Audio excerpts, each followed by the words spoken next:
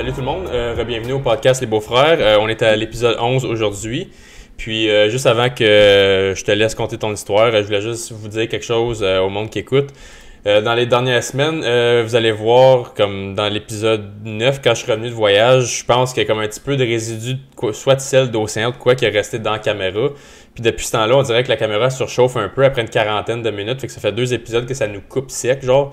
Fait que on s'excuse d'avance si ça finit par couper pendant cet épisode-ci, tu sais, ça va sûrement le faire, je présume, je vois pas pourquoi, parce que j'ai fouillé en dedans où il y a la batterie puis tout, puis tu l'as tout lavé puis ça a rien changé. C'est ça, comme je vois pas rien dedans, il y a pas de résidus avec rien que je peux voir d'évident, fait que si jamais ça coupe sec, ben c'est pour ça, puis pour le monde qui écoute en audio, j'aimerais vous demander pourquoi que comme la phrase à coupe, ça fait pas tant de sens, on essaie de le remettre le plus possible, mais c'est pas tout le temps évident, surtout quand t'es dans le rôle, là. Fait que juste vous laisser savoir d'avance, là. Pour de ça, j'ai rien de bon à dire. T'as rien de bon à dire? Non. Comme d'habitude, dans le fond, Ben. C'est à peu près ça. OK. Salut tout le monde. Cette semaine, je vais parler de l'histoire de Shanisha Forbes. Aujourd'hui, nous allons parler des dangers des prédateurs en ligne. En 2023, il est vraiment facile pour les prédateurs de trouver et d'approcher sur les réseaux sociaux des enfants ou même des adultes. Personne n'est à l'abri de ce genre de personnes et même avec la surveillance parentale, les dangers sont toujours là. Notre histoire d'aujourd'hui prouvera que personne n'est à l'abri de ce genre de danger et que ce problème existe depuis déjà plusieurs années. Notre histoire commence à Brooklyn, New York, et c'est là qu'une jeune fille nommée Shanisha Forbes a été élevée. En grandissant, Shanisha a été décrite comme une enfant amusante et attentionnée. Elle aimait jouer et danser comme n'importe quel enfant normal et aimait faire rire les gens. Elle a toujours été proche de sa mère, Sandra Price, et elle avait aussi 3 sœurs, donc il y avait toujours quelque chose d'amusant à faire ou quelqu'un avec qui jouer. Au moment où Shanisha avait 14 ans, elle a reçu un nouveau téléphone cellulaire pour Noël et elle était super excitée parce qu'elle avait perdu son ancien téléphone et n'en avait pas eu pendant plusieurs mois. On est en 2013, alors il ne faut pas oublier que pour une ado, un téléphone cellulaire est très important. New York a toujours été décrite comme étant la capitale de la finance, mais a toujours été aussi décrite comme étant une ville très artistique. La créativité, à l'origine de ce succès est ancrée dans les quartiers de New York, qui ont joué un rôle souvent révolutionnaire dans le développement des formes d'art. Shanisha adorait les arts, ce qui rendait New York la ville parfaite pour elle. Elle venait tout juste d'être transférée dans une école d'écriture pour qu'elle puisse apprendre davantage sur cette forme d'art parce qu'elle adorait la littérature. Après avoir passé Noël avec toute sa famille, l'oncle de Shanisha, nommé Alton, qui travaillait pour le NYPD, qui est la police de New York, est allé travailler le matin du 5 janvier 2013. C'était une journée typique pour lui jusqu'à ce qu'il reçoive un appel sur son cellulaire personnel. C'était la mère de Shanisha et avec un chagrin dans sa voix, elle lui dit que sa fille de 14 ans a disparu. Sandra dit à Alton qu'elle n'a pas vu Shanisha depuis la veille et qu'elle n'arrête pas d'appeler son téléphone portable mais personne ne répond et qu'elle a également réussi à rejoindre chacun de ses amis mais aucun d'eux n'avait de nouvelles d'elle non plus. La mère de Shanisha appelle l'oncle qui travaille pour le NYPD puis elle dit « J'ai aucune nouvelle puis personne ne répond, personne ne me dit rien, personne ne sait quoi que ce soit. » Shanisha, on dirait qu'elle a juste disparu comme ça du jour au lendemain. Genre. Absolument aucune trace. Aucune trace. Alors, évidemment, Alton dit à Sandra de déposer immédiatement un rapport de personne disparue et que son commissariat va effectuer des démarches pour aider à la recherche de Shanisha, comme sonder leur quartier pour essayer de trouver des indices possibles. Un détective est ensuite envoyé au domicile de Sandra pour saisir quelques détails et la première chose qu'il demande à Sandra est pourquoi a-t-elle attendu une journée entière avant de signaler sa disparition. Mm-hmm. Elle a répondu en disant qu'elle pensait devoir attendre 24 heures avant de signaler une disparition. Tu sais, comme dans les histoires que tu entends souvent, ils disent « Ouais, mais ça fait même pas 24 heures qu'elle est disparue, genre. » Comme « Faut attendre 24 heures, faut attendre 24 heures. » Ou dans les films, tu vois ça, genre. Mais c'est plus comme une... C'est pas comme une loi non écrite, mais c'est plus... pour des adultes, j'imagine, ouais, qui sont responsables. C'est pas une loi, mais c'est juste comme une démarche que les policiers entament tout le temps. C'est que, ouais, faut au moins qu'un adulte soit disparu pour 24 heures, mais pour un jeune, 14 ans, c'est touchy. Puis c'est ceux qui vont prendre la plainte, là, surtout en 2013. Là, parce que je comprends les années, comme on va dire, qu'on parle des années 1990. Genre, ils disaient tout le temps, ouais, mais c'est un jeune, il va revenir. Ah, c'est un jeune, il va revenir. Mais dans le fond, il était porté disparu pareil. Là. Surtout depuis l'époque des téléphones, puis comme médias sociaux, tu sais tellement tout sur tout le monde vite fait. Genre, comme un jeune à cet âge-là qui répond pas son téléphone, c'est un peu red flag. Là, c'est un gros red flag. Surtout si tu essaies de contacter des amis proches puis ils n'ont aucune idée, les autres aussi. Comme à 14 ans, tes amis... Ils savent tout. Ils savent pas mal qu'est-ce que tu fais à chaque jour. Là. Tu leur parles, c'est-à-dire surtout au high school, tu vois tout le monde chaque jour. Ouais. 24 heures, ça commence à être long, là. Puis crois-moi que si un des parents de mon ami me texte en me disant genre est-ce que t'as vu Shanisha, même si je sais que tu me dis de pas le dire, je pense que je dirais juste pour comme faire sûr que tout est correct puis qu'elle appelle pas la police puis tout, parce que là si la police est appelée puis tout, là, ça peut causer de problèmes genre. Mais là, personne l'avait vu, fait que personne sait où qu'elle est.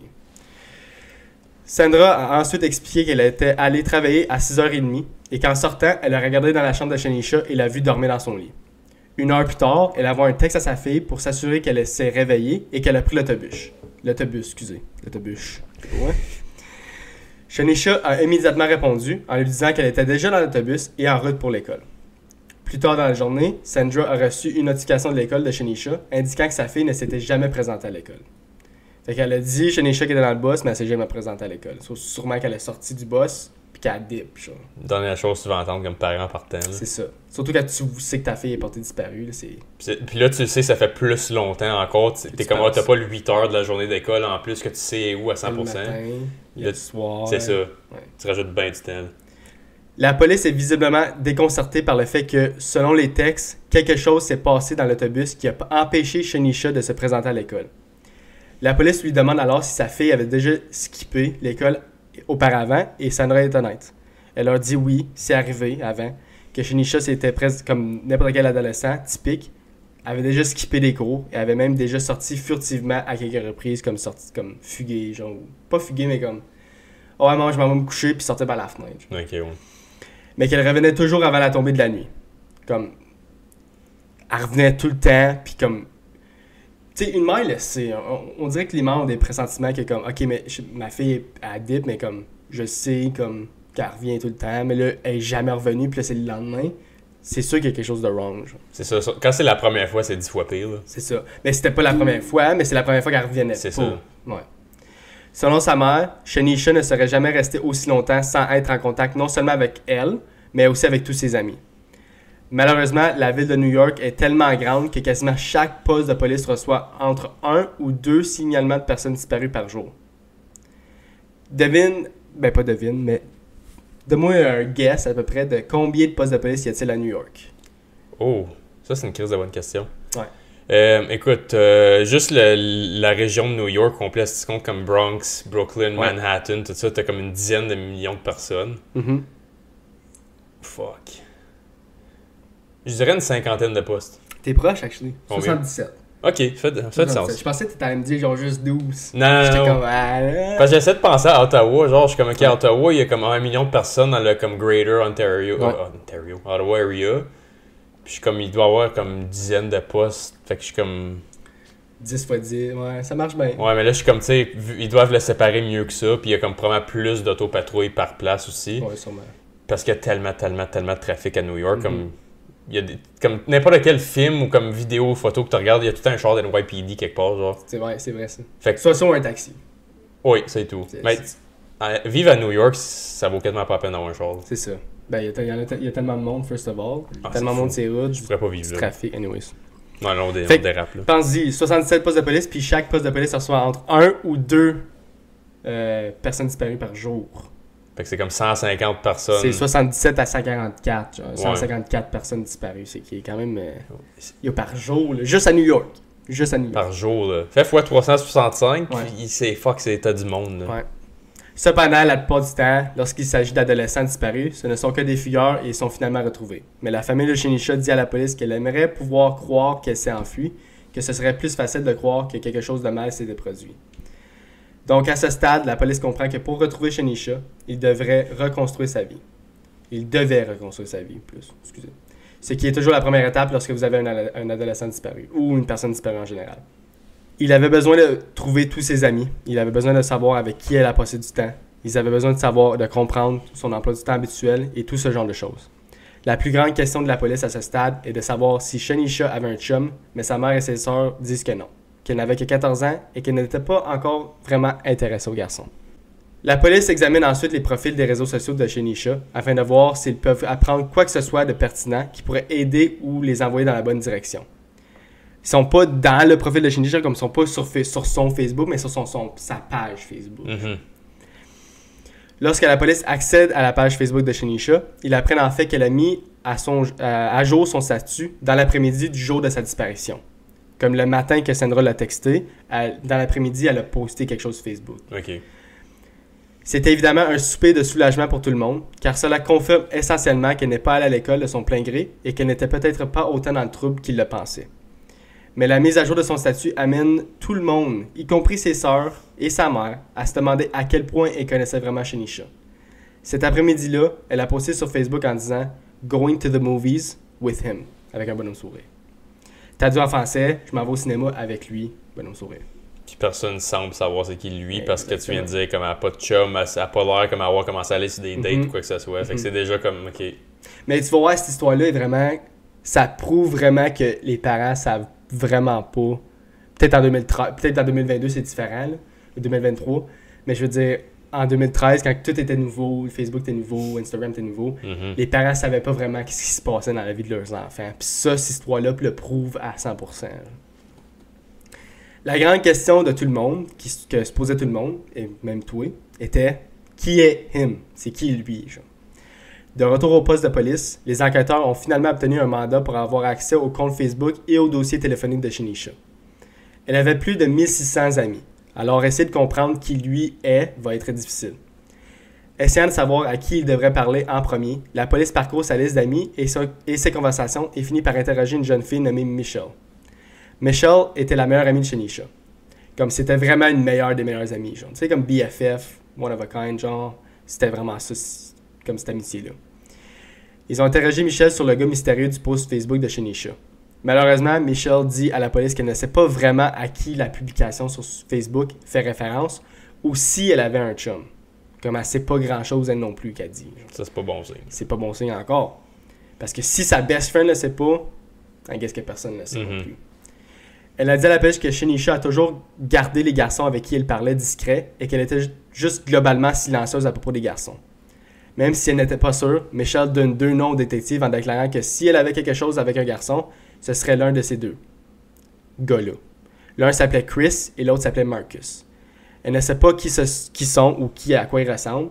Elle a juste déjà entendu Shanisha dire ces 2 noms-là, fait qu'elle les dit à la police. Genre. Elle leur dit également que Shanisha était victime d'intimidation à l'école et que cela était devenu plutôt grave. Les parents étaient au courant de l'intimidation et ont même pris rendez-vous avec le directeur de l'école pour demander si les enseignants pouvaient la laisser sortir de la classe quelques minutes avant la fin de la dernière période afin qu'elle puisse retourner à la maison en toute sécurité. Comme éviter ces bullies, genre en fait. L'un de ses intimidateurs s'appelait William Harris. La police l'a découvert parce qu'il harcelait en ligne, lui envoyait des messages Facebook et a même posté directement sur le mur de Shanisha. Comme des conneries, des affaires stupides. Genre. En voyant tout ce harcèlement et mélangé à sa disparition, la première pensée de la police a été qu'il avait affaire à un groupe d'enfants qui avait blessé Shanisha, comme si c'était comme un coup, genre. La police décide de retourner au poste et de recueillir autant d'informations que possible sur William Harris. Mais lorsqu'il tente de trouver sa page Facebook, il déprouve qu'elle a été supprimée. Comme si quelqu'un essayait de se cacher, de supprimer ses pistes, genre. Ils n'ont alors d'autre choix que de confronter William en personne à propos de l'intimidation et s'il savait quelque chose sur la disparition de Shanisha. William dit à la police qu'il n'a aucune idée de l'endroit où se trouve Shanisha et qu'il ne l'a jamais blessée. Il explique également qu'il ne sait pas vraiment pourquoi il a posté les choses qu'il a dites à son sujet, à part qu'il avait vu d'autres enfants l'intimider, alors il a juste décidé de faire la même chose et de prendre la même route. Comme c'est un bandwagon. Il a vu tout le monde l'intimider, il a décidé d'embarquer, puis c'est devenu le pire genre de toute la gang. La police lui demande ensuite pourquoi est-ce qu'il a supprimé sa page Facebook à peu près au même moment où Shanisha a disparu. Comme c'est vraiment louche, right? Il a répondu en disant qu'il n'avait pas supprimé sa page Facebook. Facebook a en fait suspendu son compte à cause de l'intimidation qu'il faisait sur le mur de Shanisha. La police a checké puis c'était vraiment vrai. C'est Facebook qui a supprimé son account. C'est juste un mauvais wrong time, genre. C'est arrivé au même moment que Shanisha a disparu. C'est juste... Facebook sont bien honnêtes, là, c'est ce que tu me dis. C'est ça. Conspiracy. William affirme également qu'il avait un alibi le jour de sa disparition. Il a dit qu'il était à l'école et qu'il avait ensuite une pratique de basketball après l'école. La police a confirmé son alibi. C'était impossible pour lui d'avoir été au cinéma avec Shanisha. Fait que, dans la tête de la police, c'est pas lui. Pendant que tout cela se passe, la famille de Shanisha plaide pour l'aide du public via les médias. Si jamais vous voulez voir la vidéo, nous allons mettre un lien dans la description. Genre, c'est un peu triste parce que tu vois vraiment les émotions de la famille. Genre. Mais si c'est pour quelque chose qui vous intéresse, il va être dans la description. Comme j'ai dit, les vidéos sont évidemment difficiles à regarder car on peut voir toute l'émotion et l'énergie que ça prend de cette famille. Ils informent le public de son dernier statut Facebook et parlent de ce mystérieux lui, demandant à toute personne disposant d'informations de se manifester. Lorsque la police est allée au cinéma local, personne n'a été en mesure de donner des informations sur la présence ou non de Shanisha ce jour-là. Aucun employé ne se souvient de l'avoir vu ce jour-là et il n'y avait pas de caméra de surveillance dans le cinéma. Ils ont vérifié plusieurs salles de cinéma et malheureusement, rien n'en est sorti. Quelques jours se sont écroulés sans nouvelles informations. Écoulés, pas écroulés, plus écoulés. C'est un mauvais mot que j'ai utilisé. C'est alors que la police reçoit un appel au 911 d'un homme qui promenait son chien sur la plage de Garrettson à Brooklyn, New York. Il a dit qu'il était tombé sur le corps d'une jeune adolescente allongée nue dans le sable. Lorsque les détectives qui travaillaient sur le cas de Shanisha entendent parler du corps d'une jeune femme retrouvée dans une zone voisine, ils se précipitent sur les lieux. Malheureusement, tout espoir d'identifier la victime disparaît rapidement lorsque la police découvre que le corps a été gravement brûlé. Il a fallu quelques jours pour déterminer qui était le corps, mais il est finalement revenu que Shanisha Forbes, l'adolescente de 14 ans disparue, était la victime sur la plage. Fait qu'elle était morte.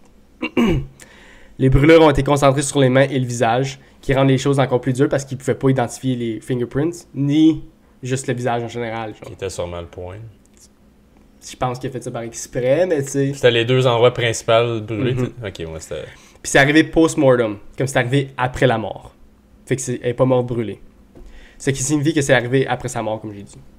Le coroner a déterminé qu'elle était morte par asphyxie, ce qui signifie qu'elle a été étouffée ou étranglée.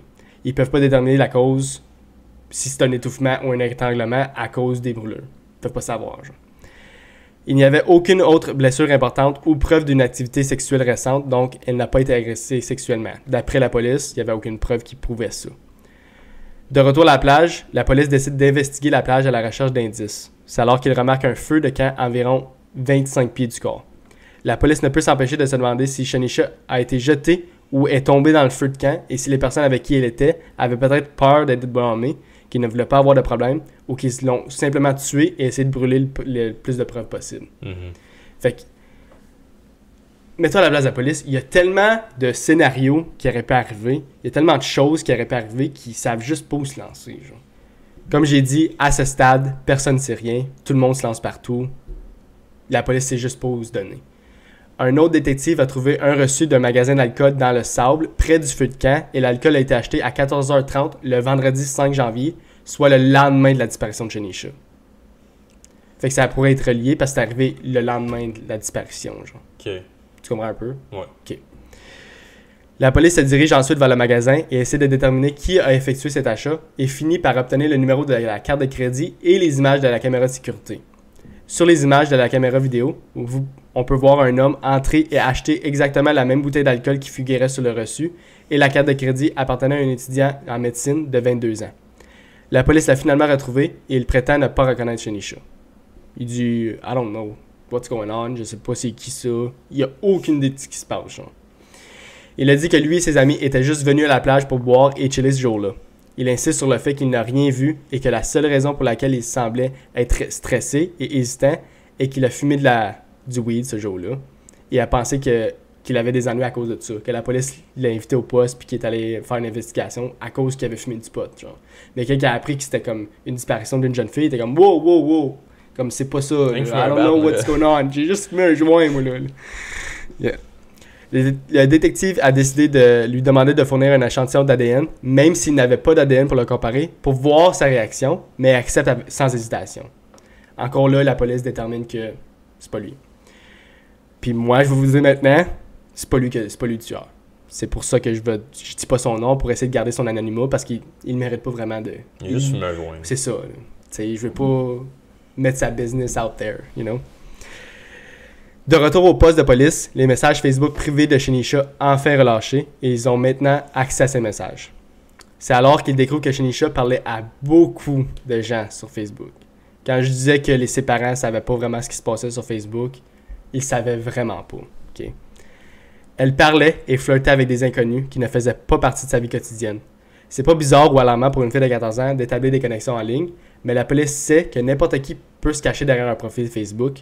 Donc, il s'agit d'une fille de 14 ans, c'est un peu plus inquiétant, genre. C'est de l'autre côté le problème. C'est ça, c'est pas Shanisha le problème, c'est l'autre côté. Ça peut être tellement de problèmes, puis tellement de... Il y a tellement de weirdos out there que tu peux pas te protéger, genre. Surtout une fille de 14 ans, elle sait pas ce qui se passe. Right? C'est comme le show, là, tu sais, qui booby trap les gars âgés qui vont texter des filles qui sont underage, puis là, ils essaient de faire des meetings, finalement, c'est la police qui attend. Là. Yeah, c'est bon, ça. Ouais. Comment ça s'appelle encore, ça? C'est Sarah qui m'avait montré ça. C'est pas To Catch a Predator, mais... Peut-être. Peut-être, c'est ça. Ça sonne comme un bon nom. Ça sonne bon, hein. Ouais, mais... Anyways. Ça peut être du monde de même, c'est ça mon point. Yep. Pour déterminer si les profils Facebook auxquels Shanisha discutait quotidiennement étaient en fait des vraies personnes, la police a fait correspondre chaque numéro de téléphone associé au profil à une personne réelle. C'est un peu compliqué, ok? Répète, je vais répéter. Contextualise-moi un peu. Je vais répéter, mais là, portez attention parce que c'est un peu compliqué la prochaine partie parce que c'est vraiment comme de l'informatique, genre. Ok. Pour déterminer si les profils Facebook auxquels Shanisha discutait quotidiennement étaient en fait des vraies personnes, pour faire sûr que les personnes qu'elle parlait avec c'était des vraies personnes, la police a fait correspondre chaque numéro de téléphone associé au profil à une personne. Une vraie personne existante. Genre. Okay. Fait que, ils checkent le Facebook, puis chaque Facebook a été créé avec un numéro de téléphone. OK? Pour envoyer un... Pour faire sûr que t'es pas un robot, il envoie un texte au numéro de téléphone. Tu sais de quoi je parle? Ouais. Puis, après ça, il voit les numéros. Il check si le numéro est associé avec quel nom. Un bill, ouais. Le bill, on va dire que c'est TELUS. Ils vont voir TELUS, c'est associé à quel nom. Si le nom match avec la personne Facebook, ça veut dire que c'est une vraie personne. Genre. Tu comprends ce que je veux dire? Ouais. OK. Ouais, comme au début, de la manière que tu disais ça, je pensais que tu disais que toutes les personnes à qui elle parlait, ça s'était linké à une personne. Non, j'étais comme, c'est pas ça. Ok, le gars. Non, c'est pas ça. Ok, c'est pour ça que j'étais comme, je te suis pas, là, ça se peut quasiment pas. Ben, il faut que tu sois un stalker and a half. Ben, c'est ça. En tout cas. En utilisant ces numéros de téléphone, ils ont fini par parler à 10 élèves plus âgés, donc âgés entre 14 et 18 ans. Ce qui est pas weird, c'est normal. Non, chacun de ces élèves était vraiment coopératif et n'a soulevé aucun soupçon à la police. Fait que, encore là, la police, c'est encore un dead end. Ils trouvent rien, genre. Excuse de t'interrompre. Je viens de penser à une question qu'on aurait rajoutée dans le bucket. Parce que j'ai déjà vu des débats de ça sur Twitter. Est-ce que tu crois que... Là, je te demande pas de ton opinion, juste la question même. Ouais. Crois-tu qu'on devrait enlever complètement l'anonymat en ligne, genre? Comme... Si tu as un compte, faut que ça soit linké à une personne puis c'est toi. Comme tu peux pas t'appeler Joe Blow, Pogo puis genre t'as pas de nom, t'as pas de photo, genre. C'est une bonne question, mais je pense que pour une fois, je pense qu'on n'aurait pas le même avis sur ça, je pense. Comme ben moi je suis même pas sûr c'est quoi mon avis first of all parce que justement je parle souvent de Jordan Peterson, mais lui il est comme vraiment intense sur comme on devrait tous scraper ça, c'est toi ou rien pantoute, genre. Puis je sais pas si je le suis à 100% là-dessus. Comme d'un aspect, oui, mais d'un aspect, non. Mais en tout cas, on le gardera pour la question. Mais je pense que ça serait un bon sujet. Oui, ça serait une bonne question à prendre. À peu près au même moment, les enregistrements téléphoniques privés de Shanisha sont relâchés. Et bien qu'ils ne puissent pas voir la nature réelle des textes ou des appels, comme ils ne peuvent pas savoir qu'est-ce qu'ils sont dit, ils pouvaient voir à quelle fréquence elle appelait ou envoyait un texte à un certain numéro. Ils découvrent qu'un numéro a en fait appelé Shanisha environ 40 fois par jour avant que Shanisha ne disparaisse. Fait que c'est weird. 40 fois, c'est weird. Tu sais, j'ai vu plusieurs sources qui disaient comme une fille de 14 ans, c'est pas nécessairement un red flag qu'elle a appelé une personne 40 fois dans une journée. Ça peut être un prank, ça peut être des choses, mais 40 fois, c'est beaucoup. Ouais, 40. Comme moi, si je vois un missed call 40 fois, je suis comme cette personne-là, il y a une couple de vis de mal placé. Là. Je m'en fous quel âge que t'as. Là. Dans les jours qui ont précédé sa mort, il y a eu un total de 120 appels téléphoniques et textos entre les deux numéros-là. Okay. Donc, évidemment, la police voulait identifier cette personne. Alors, ils ont décidé d'assigner le nom au numéro et ils ont finalement fait correspondre le numéro à un homme nommé Christian Ferdinand. Rappelez-vous du Chris dont l'ami de Shanisha a dit? Oui. Christopher, Chris. C'est un des deux gars que l'ami a dit. Le détective se dirige immédiatement vers la maison de Christian et en chemin, il découvre quelque chose de bizarre. L'adresse attachée au numéro de téléphone n'existe pas. OK. Qui est un red flag, right? Christian a mis une fausse adresse lors de sa création de son forfait téléphonique. Il avait mis un téléphone shop à la place de son adresse. Genre. OK. Fait qu'il sait pas son C'est une adresse. place random. C'est une place random, c'est un magasin, genre. Une chance qu'il check. Hein? Yeah. C'est un très mauvais signe que la personne à qui Shanisha parlait n'était pas une vraie personne et qu'elle était une victime d'un catfish. C'est ça. Qu'un catfish, c'est quelqu'un qui se passe pour quelqu'un d'autre. Là. À ce stade, la seule chose que la police puisse faire pour déterminer si ce Christian est réel est de citer à comparaître le dossier DMV joint au permis de conduire qu'il a utilisé pour créer le contre-cellulaire. Smart, très smart. La police a été 10 sur 10 là-dessus. L'adresse marche pas, what's next? L'adresse marche pas, what's next, puis ils ont pas lâché, genre. Puis là, je vais essayer d'expliquer un petit peu, mais à chaque fois que tu veux créer un forfait téléphonique, il faut que tu aies un ID pour le faire, right? C'est ça. Pour prouver que tu es vraiment la personne que tu dis que tu es. Puis utiliser son permis de conduire. Fait qu'il avait pris une photo de son permis de conduire. Puis le DMV... En tout cas. Anyways. Tu comprenez ce que je veux dire. En attendant ce dossier, la police continue d'enquêter sur les enregistrements téléphoniques et c'est à ce moment qu'il remarque un appel de 35 minutes que Shanisha a passé à un numéro inconnu la veille de sa disparition. Cet appel a duré jusqu'à 1h du matin et ils ont également échangé plusieurs textes le lendemain matin avant que son téléphone ne soit éteint. La police retrace ce numéro à un autre étudiant d'une autre école nommé Derek. Fait que c'est un autre gars. La police a retrouvé et lui a parlé de Shanisha et Derek dit avoir rencontré Shanisha sur Facebook et qu'ils ont commencé à parler régulièrement et il se réfère à lui-même comme le lui du post Facebook qu'elle a fait le jour de sa disparition. Fait que Derek dit ouvertement à la police, c'est moi le gars qui a dit sur son post Facebook, genre. Fait que c'est lui. Okay. Derek dit à la police qu'il était censé aller au cinéma ce jour-là pour se rencontrer en personne pour la première fois, mais que Shanisha a annulé à la dernière minute. Il a dit qu'elle l'avait appelé ce matin-là pour lui dire qu'elle devait reporter le rendez-vous parce que quelque chose s'était passé et qu'elle devait s'en occuper. Il dit aussi qu'elle agissait de manière louche au téléphone, qu'elle ne répondait pas vraiment à ses questions et qu'il avait l'impression qu'il y avait quelqu'un à côté d'elle, comme si elle disait pas grand-chose parce qu'elle voulait pas comme, que l'autre personne à côté d'elle l'entende ou dise quoi que ce soit. Elle sentait que c'était pas... Excusez, c'est la sécheuse. Ça va, Simonade. Heureusement pour Derek, il avait un alibi et il était avec sa famille toute la journée.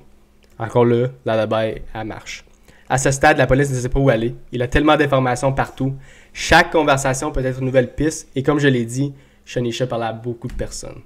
So, encore là, la police est comme... Ils ont travaillé fort, la police. Surtout, comme... Je veux pas bâcher NYPD, mais j'entends souvent des histoires qui est des années 90 ou des années 2000 qui se passaient des affaires fucking stupides dans la NYPD. Mais je vous dis tout de suite, ce cas-là, ils ont travaillé fort puis ils ont bien fait. Puis il y a tellement de monde à New York. New York, comme... C'est le tiers du Canada sur une île. Yeah, juste fou. Mettez ça dans votre tête. C'est là. Fou. On est comme 30 quelques millions ici. Là. Prends une personne sur 3, crisse-les sur une île, ça c'est New York. C'est ça. C'est fucké là. C'est comme fou. C'est un gros pays, juste New York. Là. Il y a des pays plus petits que juste l'île de New York. Genre. Oh, oui. C'est fou. Aussi, nous ne pouvons pas non plus oublier qu'il pourrait s'agir d'un simple enlèvement et meurtre par un étranger. Comme ça pourrait être quelqu'un d'absolument nowhere. Mm-hmm. Comme il se concentre sur Facebook toutes ces affaires-là, comme si c'est quelqu'un qu'elle connaissait. Mais ça pourrait être une personne random qui l'a pogné dans la rue, puis tu sais, ils ont juste aucune piste rendue là à propos d'une personne nowhere. Genre, c'est ça. Tout en travaillant sur toutes les pistes, la police décide de trianguler le dernier endroit où son téléphone portable a pigné. Étonnamment, en faisant cela, ils ont remarqué que lorsque Shanisha a envoyé à sa mère le texte ce matin-là disant qu'elle était dans le bus pour se rendre à l'école, son téléphone portable sonnait dans une zone complètement différente de celle de son itinéraire d'autobus. OK. Tu comprends ce que je veux dire? Ouais. Fait que son autobus était supposé de prendre là, puis d'aller à gauche, puis là, elle a texté sa mère. Mais dans le fond, ils l'ont pigné son téléphone, puis son téléphone était rendu à droite. Fait que tu sais où c'est que la ligne du boss puis elle coupe là. Comme tu sais c'est où qu'elle suit plus le boss là. Minute. Je vais expliquer un petit peu plus long parce que elle a jamais pris l'autobus. Elle a jamais pris le boss. Mais elle suivait la même route jusqu'à un certain point. Pas. Non. Elle a commencé ici. Ouais. Puis elle était supposée aller à la gauche, mais dans le fond elle était à la droite. OK. Mais elle a jamais rentré dans le boss pendant tout. Je vais l'expliquer ici. OK. C'était énorme pour la police car ils savent enfin qu'elle n'a jamais monté dans l'autobus scolaire ce matin-là. Je ne sais pas comment ils ont déterminé cela, mais la police a déclaré qu'elle se trouvait dans un bus de la ville, allant dans la direction complètement imposée de son école. Fait qu'ils ont déterminé qu'il était juste pas dans le bus, il était dans un autre, oui, il était dans un bus, mais dans un bus comme un e-transport. Le boss empruntait également un chemin différent qu'elle aurait pris pour aller rencontrer Derek au cinéma, ou même chez lui, donc son histoire fait du sens. Fait que Derek, c'est pas lui. Fait qu'encore là, un autre dead end rendu là. La police reçoit alors enfin les dossiers de DMV de Christian et il obtiennent une adresse avec la photo qu'il a prise pour son permis de conduire. Ils apprennent également qu'il avait 20 ans. Le détective vérifie l'adresse et apprennent que Christian vivait dans un autre état, dans l'état de Maine, qui est juste à côté de New York, mais qui est quand même un autre état, en train d'apprendre à devenir électricien. La police décide alors de retracer également son enregistrement de téléphone portable et il découvre que son téléphone pignait exactement sur les mêmes tours que le téléphone de Shanisha le matin de sa disparition. Fait que c'était une bonne piste. Bon signe pour l'enquête. Là. C'est ça. Cela signifie qu'il n'est pas seulement à New York, mais qu'il était dans le même quartier que Shanisha. 3 mois après le meurtre de Shanisha, la police se rend à l'adresse de Christian dans l'état du Maine et il demande un entretien avec et il accepte volontiers de leur parler. Fait qu'il accepte sans restreindre. La police commence l'interview en lui montrant une photo de Shanisha provenant de Facebook, lui demandant s'il connaissait et il a répondu non, je la connais pas. Red flag tout de suite, parce que la police a découvert qu'il était ami sur Facebook et qu'il savait déjà parler. Fait que c'est de la bullshit, ce qu'il dit right off the bat. La police sait alors évidemment tout de suite qu'il ment, car il a utilisé son numéro de téléphone pour qu'on l'a contacté à plusieurs reprises aussi. À ce stade, Christian n'était pas vraiment un suspect principal, car il y avait tellement d'autres pistes, mais parce qu'il a menti sur la première question, la police décide d'allumer l'enregistreur, de lui lire ses droits et de le confronter avec ce qu'il avait. Fait que les autres, ils arrivent à l'entretien, puis il y a tellement de pistes qui font juste toutes les défiler les pistes, genre un après l'autre. Fait qu'ils se concentrent pas sur « Ok, ça pourrait être lui. Ok, ça pourrait être lui. » Fait juste éliminer, il essaie d'éliminer le plus possible. Puis là, Christian arrive devant eux, puis il pose la première question. Personne d'autre ment, mais lui ment, qui est un red flag. Fait que là, ils sont comme « Wow, ok. » Là, on va se concentrer, partir l'enregistrement, on va te lire tes droits, puis là, on va faire puis là, ils montrent tout ce qu'il y avait sur Shanisha. C'est ça, surtout quand en partant, tu sais déjà, ils sont déjà parlé sur Facebook, puis son téléphone, il buzzait à la même place qu'elle. Drette là, t'as deux... Pas des preuves qui l'incriminent, mais qui est... C'est circonstanciel, mais qui est link ensemble. Qui est link ensemble, qui est un red flag. Puis c'est qu'est-ce que la police avait le plus d'informations. Comme c'est la meilleure piste qu'il y avait à ce temps-là, genre. Tu comprends? Dans toutes les histoires que tu m'as contées, jusqu'à date, c'est elle que je suis le moins sûr où ça s'en va. Mais, tu vois, c'est... Ben là, Comme on a le moins d'indices possible, genre. Je l'ai fait un petit peu différemment parce que il y avait comme j'ai dit, il y avait tellement d'informations sur ça. J'avais fait au-dessus de 18 pages, puis il fallait que je le raccourci pour rendre ça plus petit, genre, mais il y avait tellement d'informations sur ce case-là. Là.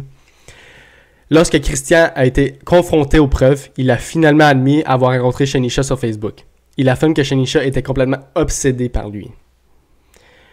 Nous ne pouvons pas oublier qu'elle a 14 ans et qu'il a 20 ans. Alors, le simple fait qu'ils disent qu'elle était obsédée par lui est bizarre parce que, bro, pourquoi un enfant est obsédé par toi, genre? Il y a une raison pourquoi un enfant de 14 ans est obsédé par un adulte de 20 ans. Puis qu'elle parle à comme 25 autres gars en même temps. C'est ça. Je dis 25, mais comme... Eh ouais. Puis il continue l'interview en disant des choses ridicules comme « Toutes les femmes sont obsédées par moi. C'est pas la première fois et ce sera pas la dernière fois que quelque chose comme ça arrive. » Okay. Il s'y croit vraiment fort, là. Christian dit que lui et Shanisha se sont rencontrés en personne une fois et qu'elle voulait vraiment coucher avec lui, mais il a dit non. Et il informe la police qu'il avait en fait une petite amie qui vivait à Boston et qui lui rendait visite à un jour lorsque Shanisha lui a envoyé un texte disant qu'elle était enceinte.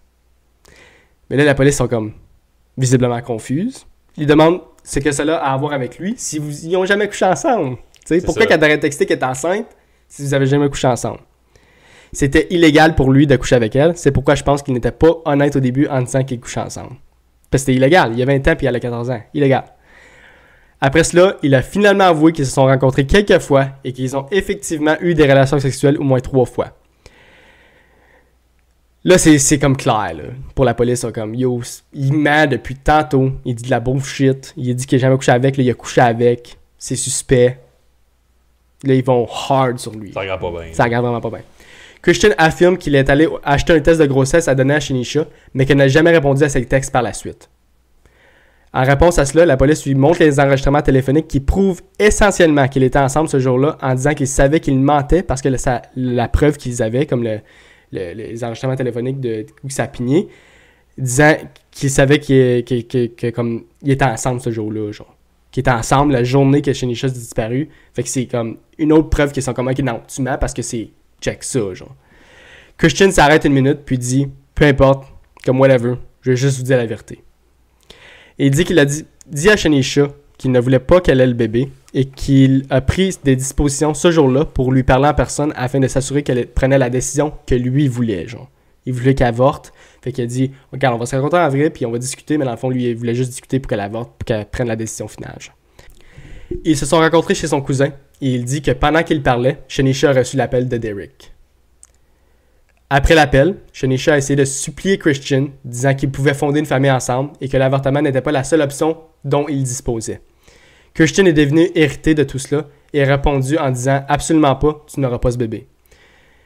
Cela a déclenché une plus grande dispute et Christian dit alors à la police, avec un visage impassible, qu'il a ensuite pris un oreiller du couch et l'a étouffé jusqu'à ce qu'elle meure. Juste straight up. Straight up. Il dit « Fuck it, man, c'est allé. » Ouais. Mais c'est weird comment qu'il dit qu'il se défend, puis il fait juste ok, je vais vous dire la vérité, je l'ai étouffé. Bro. Anyways. Il dit qu'il s'est ensuite rendu à la plage, a brûlé son corps à l'aide d'une bombe de spray corporel pour homme et un lighter. C'est comme une bombe de axe puis un lighter, il faisait chut dessus. Comme il. J'ai vu ça sur Jackass. Il aussi. Anyways. Avec les aveux et les preuves, la police arrête Christian Ferdinand sur place et l'accuse du meurtre de Shanisha. La police est ensuite retournée à l'autopsie de Shanisha et n'a trouvé aucune preuve de grossesse. Fait qu'elle était même pas enceinte. Il ressort au procès que Christian a eu de l'aide lorsqu'il s'est débarrassé du corps. Son ami du nom de Louis Mannon l'a aidé à la mettre dans les sacs de poubelle que les policiers ont retrouvés près de la scène de crime. La police est découverte parce que ses empreintes digitales se trouvaient sur les sacs, les empreintes de Mannon. Mais heureusement, Louis a tout admis et a signé un accord de plaidoyer disant qu'en échange d'aucun temps de prison, il allait témoigner contre Christian devant le tribunal. En novembre 2014, avec l'aide des aveux du témoignage de Louis et de toutes les preuves, le jury a rapidement reconnu Christian coupable de meurtre au 2e degré et a été condamné à une peine minimale de 29 ans. Christian Ferdinand reste incarcéré encore à ce jour au centre correctionnel à sécurité maximale de Great Meadow à Comstock à New York et sera éligible à la libération conditionnelle en 2039. Ceci conclut l'histoire du meurtre de Shanisha Forbes. Puis il y avait 20 ans quand il a commis. Ok, fait qu'il va encore avoir bien du temps après. Il va avoir 49 quand il va sortir. Ouais. Ben, pas nécessairement 49, parce qu'il est éligible de sortir à 2039. Ça dépend juste de son comportement en prison. Puis qu'est-ce qu'il dit rendu là, tu sais. Moi, je pense qu'il va sortir en 2039 parce qu'il avait juste 20 ans. Là. Il était jeune. Ben, c'est ça. C'est stupide. Je pense qu'il va sortir en 2039. Mais... Excuse. Non, c'est good. J'allais juste dire, comme s'il est smart, il a encore bien de sa vie devant lui s'il veut, comme... Parce que c'est pas first degree, genre. Fait que c'était pas prémédité. C'était pas prémédité, c'était sur le coup. Il a dit que... Tu sais, un meurtre, c'est un meurtre, mais il y a une différence entre comment tu commets le meurtre. Tu peux être sadique ou tu peux être juste comme sur l'effet de la passion puis de ta colère puis t'es pas capable de le contrôler, genre. Fait que je trouve que le 2e degré, c'est moins pire, mais c'est quand même un meurtre. Puis il mérite le 29 ans. Y avait-tu des preuves, ouais 100%, mais y avait-tu des preuves que elle avait dit qu'elle était enceinte? Ou c'est lui qui a inventé ça, tu penses? Comme ça a-tu été comme... C'est une très bonne question que tu dis là. Ça n'a jamais été discuté, dit en texte, parce qu'après la police a pris le téléphone de Christian après tout ça pour investiguer encore plus. Puis ils n'ont pas trouvé aucun détail, ils n'ont pas divulgué aucun détail disant que comme si elle était enceinte ou non. C'est une très bonne question que tu me poses, puis pour être honnête, je sais pas, puis probablement qu'on ne saura jamais non plus. Là. Parce que la raison que je te demande, c'est comme peut-être que lui voulait la mettre enceinte, puis il a essayé de la convaincre en personne, comme il voulait y en parler en personne, elle n'a pas voulu, puis là, il l'a étouffé. Ça pourrait être comme l'inverse, right? Puis là, lui a dit ça pour se défendre au début. Ça pourrait être l'inverse. T'as raison. Ça de même, là, mais... T'as raison. Puis ça pourrait être prémédité aussi. Là. C'est peut-être ça. qu'il l'a appelé en voulant délibérément là-dessus, mais il n'y a pas de preuve pour ça. C'est ça, tu sais. Puis comme... on ne le saura jamais. Tu sais, si toi t'es la fille, puis je te texte, comme moi, j'aimerais ça te parler en personne, je viens te voir, puis là, je te dis, écoute, tu vas avoir mon bébé, Calice, puis comme là, si tu fais tout, tu dis non, comme je veux pas, c'est moi qui vais le faire avorter, tout, je vais rien faire. Yep. Puis là, je suis pas content avec ce que tu fais, puis là, je t'étouffe. ça pourrait être plus prémédité de cette façon-là, parce que là, je le sais que si j'ai pas le résultat, ça va aller mal. C'est ça. Peut-être qu'il a appelé Shanisha. Comme là, je sais pas si... On peut jamais croire qu'est-ce qu'un criminel dit. C'est ça, parce qu'il a menti en partant. Il a menti du début, puis il a pas arrêté de mentir jusqu'à temps qu'il a avoué. Genre. C'est Et tu peux pas vraiment truster qu'est-ce qu'il dit, mais la police sont contents du résultat de qu'est-ce qui se passe, fait qu'ils sont allés avec cette histoire-là, que moi je suis correct avec. Genre. Ouais. Je suis correct avec ça. Il y a eu 29 ans, ils ont trouvé c'était qui. Ils ont fait une excellente job, les policiers. Ouais, sérieux. Comme de prendre le DMV record, puis de l'assigner au numéro de téléphone, puis de l'assigner au... en tout cas, c'est vraiment du bon travail des détectives, là, ils ont bien fait ça. Puis sans eux autres, ils n'auraient jamais pu trouver. Là. Puis il y en avait des pistes, là. Il y en avait du monde. Pensez-y, là. J'ai enlevé à peu près 5 pages de contenu. 5 pages de plein d'autres, j'ai craché. Non, j'ai plein d'autres suspects, plein d'autres pistes. J'en ai enlevé plein, là. J'ai juste pris les meilleurs, puis qu'est-ce qui avait le plus de sens. Puis j'ai essayé de, comme tu as dit, j'ai essayé d'un peu de te fourrer pour dire « Ah, c'est peut-être lui, ah, c'est peut-être lui ». Mais je trouve que c'était bon cette histoire-là parce qu'il y en avait tellement de suspects. Genre, ouais. Le fait qu'il y avait plein de potentiel en partant quand il cherchait, j'étais comme, ah ben là, je suis content que comme je peux pas me faire d'idée. Ouais. Parce que chaque gars que tu mentionnais, genre, il y avait un alibi qui faisait de l'allure. Parce que même les autres, comme, avant que tu dises, ok, non, le gars, je pense que c'était Derek, t'a dit, il a juste dit en partant comme, ouais, c'était moi le gars. Comme sur son status sur Facebook. Ouais. C'est comme, oh. C'est comme... lui, fuck, on l'a, mais c'était pas lui pantoute. C'est ça, finalement. Ah non, c'est pas lui pantoute. Tu penserais comme, c'est la dernière piste qu'on a de concrète de sa part à elle, puis lui, il est comme, ouais, non, c'est moi. La police était persuadée à 100% que le lui puis le him, c'était le meurtrier, genre. Puis il avait pas raison parce que il parlait à tellement de monde, tellement de monde. 1600 amis, puis elle parlait avec beaucoup de monde comme ça. Ça prouve tellement que les parents savent pas ce qui se passe, parce que la famille, ses soeurs et sa mère savaient aucunement tout ça. Elle parle pas de gars pantoute. Elle parle pas à aucun gars. Elle parle pas à une personne. Dans le fond, on a parlé avec comme 12 gars, genre. C'est pour ça, comme... Moi, je m'imagine, genre, avoir une fille de cet âge-là. Les médias sociaux, c'est parce que là, je le sais que comme il y a des bonhommes de mon âge qui ont de l'esprit croche puis qui essayent justement... C'est pour ça que j'ai mentionné le show tout à l'heure. Mais comme... Tu peux-tu t'imaginer savoir que ta fille, elle parle à comme des dizaines de gars que t'as aucune crise d'idée c'est qui? Puis toi, t'en as aucune idée, là. Elle peut avoir l'air de la meilleure petite fille au monde, mais tu sais, je dis pas que c'est wrong, là, mais tu peux avoir, tu sais, elle est pas intéressée, pas rendue là encore, elle nous en parlerait, tu sais, on se parle de tout. Puis là, boum, ça arrive, puis la police te dit, ouais, on a comme 40 suspects potentiels, tous des gars dans la vingtaine, genre. Le chien tes culottes, là. Ah, ben c'est sûr. Mais c'est pour ça que, là, je trouve qu'en 2023, il y a plus le monde le sait, les parents le savent, qu'il y a beaucoup de prédateurs, il y a beaucoup de choses qui se passent, fait qu'il y a plus de contrôle quand ça vient aux réseaux sociaux. Puis sûrement que, tu sais, tout le monde fait des démarches pour, comme, protéger leur enfant. Mais tu sais, il va tout le temps en avoir, il faut tout le temps être careful, il faut tout le temps faire attention. Puis il faut vraiment expliquer aux enfants puis aux jeunes de 14 ans de ne pas truster personne sur l'Internet. C'est important là, que l'on le sache. Là. C'est ça, puis ça, c'est pourquoi ça m'a fait penser à la question de l'anonymat et tout, parce que ça... Je pense que moi, la manière que je vais répondre, ça va avoir un gros impact sur comme ce point-là. Là. Parce que, écoute, depuis les médias sociaux, genre les pédophiles en ligne, eux autres c'est comme Noël à tous les jours, eux autres. Là. Comme, ils peuvent se créer 40 identités différentes, puis parler à comme 40 différentes jeunes filles sur chaque des 40 comptes. Là. Fait qu'eux autres peuvent se virer des parties à tous les soirs solides. Là. Puis ça en prend juste une qui bite. Là. Yep. Puis eux autres, ils ont leur fun pendant je sais pas combien de temps, jusqu'à temps qu'il y a comme. Ça a des red lights. Il y en a des crushs out there, guys. Man, il y en a. C'est triste, mais c'est comme ça. Il va tout le temps en avoir. Il va tout le temps avoir des fuck-all, comme qu'on dit. Là. Mais je suis content que c'était pas un pédophile, cette histoire-là. Ouais, moi, je pensais que ça s'enlignait là. Au début, quand elle parlait à plein de gars, puis là, je suis comme, il y en a un qui s'est pété un fun. Mais c'était pas de la pédophilie, mais c'est vraiment pas correct. Il y avait 20 ans, t'as pas d'affaires à faire. Comme oui, c'est plus proche comme ça aurait été un bonhomme de comme 40 ans. Oui. OK, mais de 20 à 14, je serais pas prêt à appeler ça pédophile. Ouais, moi non plus. C'est illégal, comme c'est pas correct. C'est borderline, là, ouais, mais...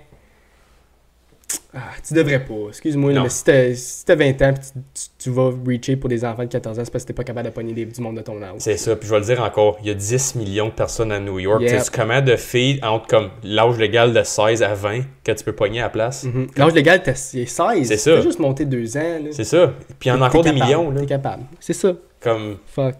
En tout cas, on peut finir ça là-dessus. C'était une bonne histoire. C'était une bonne histoire. C'était bon. Ça parlait d'enfants encore là, ça fait que si jamais c'est... J'ai oublié de le dire au début, mais si jamais c'est trop pour vous... Trop tard là. Trop tard là, mais tu sais, là je le dis live. Fait qu'on peut se lancer des questions, mon Ben. Si tu veux y aller... Sure. Oui.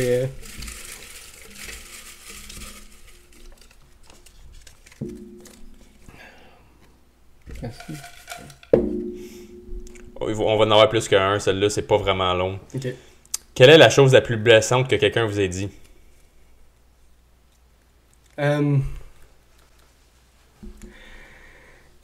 Eh boy, faut que tu y penses pour celle-là. Ouais, moi tout. Comme j'essaie d'y penser en ce moment.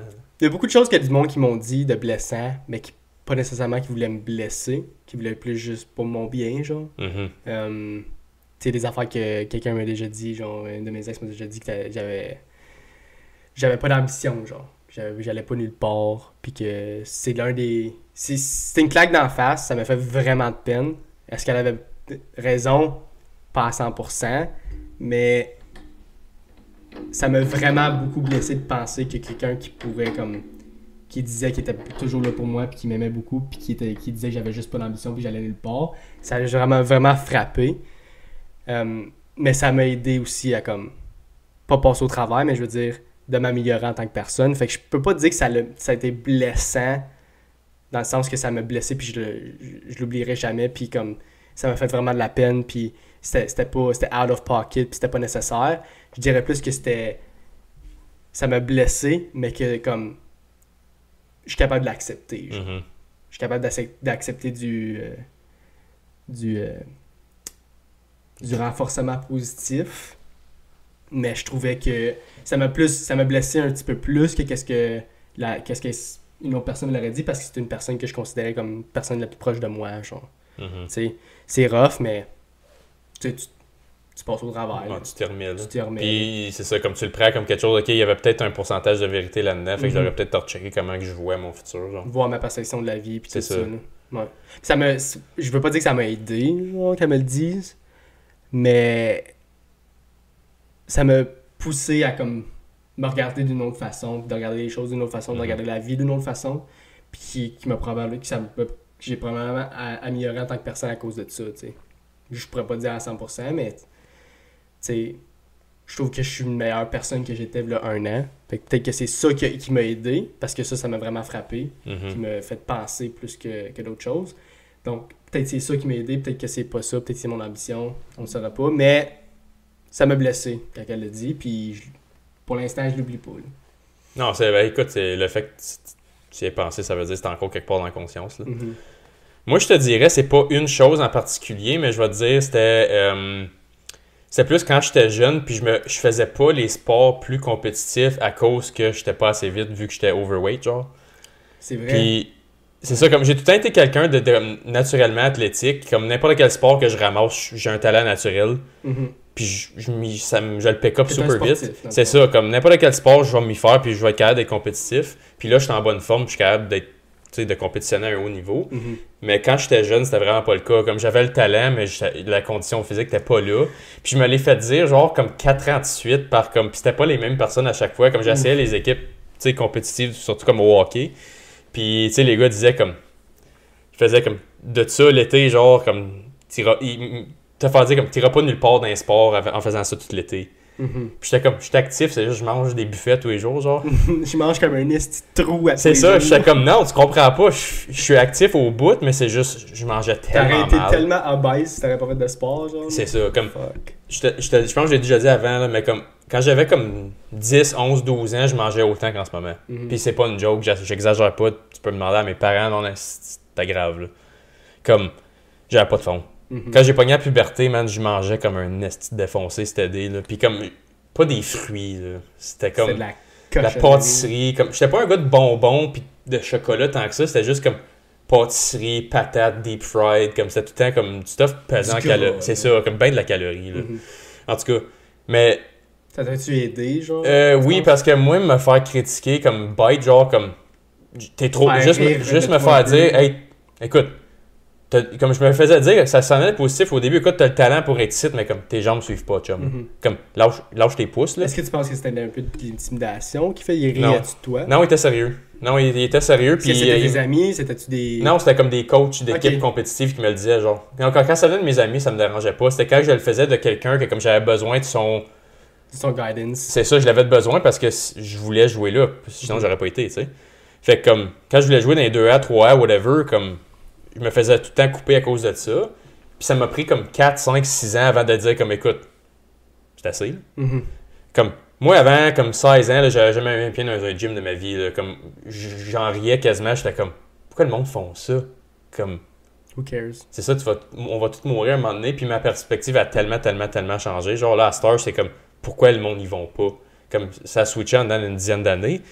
Mais comme, me faire dire ça, c'était aidé, comme, tu sais, tu parles de, tu sais, au hockey, là, t'as novice, atome, puis oui, bantam, là. Yep. J'ai été out of shape jusqu'à midget, moi, là.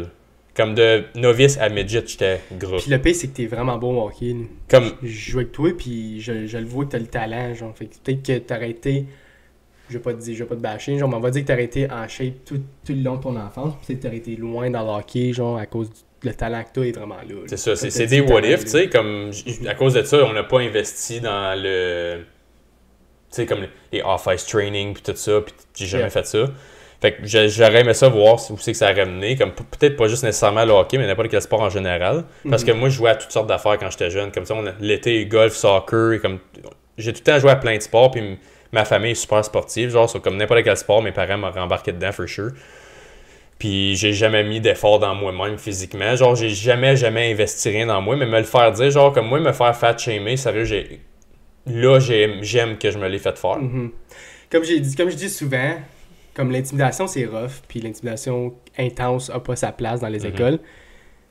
Mais je trouve que chaque enfant a besoin d'un petit wake-up call, des fois. De se faire intimider un petit peu, ça build le character, ça build du caractère, ça te build en tant que personne. La résilience.